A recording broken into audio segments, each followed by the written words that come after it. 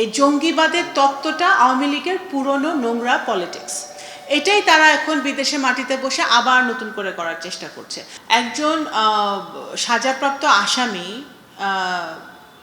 যখন ভারতের মাটিতে বসে এই ধরনের কথা বলে এবং ভারত সরকার সেটা অ্যালাউ করে, তখন অবশ্যই বাংলাদেশে এবং বাংলাদেশের মানুষের জন্য একটা উদ্বেগের জায়গা তৈরি হয় যে আমাদের ভবিষ্যতে আমাদের সম্পর্কটা কোথায় গিয়ে দাঁড়াবে। তো আমরা এইটা হচ্ছে আওয়ামী লীগের পুরনো একটা চরিত্র, যে যখনই শেখ হাসিনা যখন বাংলাদেশে 17 বছর ধরে দমন পীড়ন করেছেন, তখনও কিন্তু আওয়ামী লীগের সময় কোনো ঘটনা ঘটলেই একটা মানে এখানে এক্সট্রিমিজম, টেররিজম এই ধরনের একটা ন্যারেটিভ তৈরি করার চেষ্টা হয়েছে।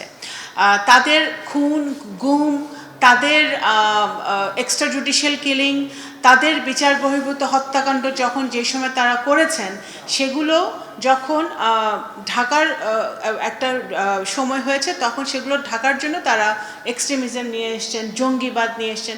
এই জঙ্গিবাদের তত্ত্বটা আওয়ামী লীগের পুরনো নোংরা পলিটিক্স। এটাই তারা এখন বিদেশে মাটিতে বসে আবার নতুন করে করার চেষ্টা করছে।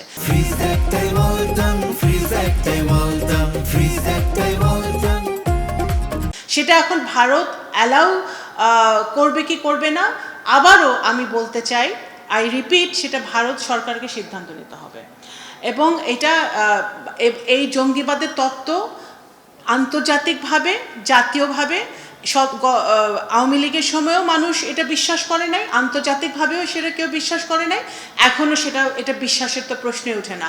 বাংলাদেশে এখন জনগণের সমর্থিত, জনগণের দ্বারা নির্বাচিত একটি সরকার আছে, জনগণের দ্বারা নির্বাচিত একটি বিরোধী দল আছে।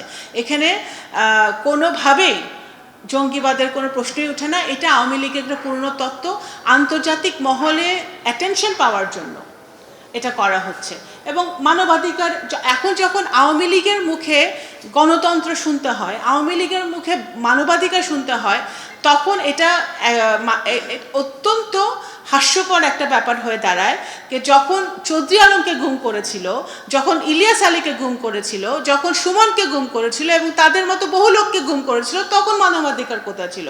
হেলিকপ্টার দিয়ে ছোট ছোট বাচ্চাদেরকে গুলি করে হত্যা করেছিল জুলাই অগাস্ট মাসে, তখন মানবাধিকার কোথায় ছিল? তো সুতরাং এগুলো তো হাস্যকর ব্যাপার। তো এগুলো আমরা পরিষ্কারভাবে বলতে চাই যে বাংলাদেশের জনগণ দল, মত, ধর্ম, বর্ণ নির্বিশেষে ইউনাইটেড আছে।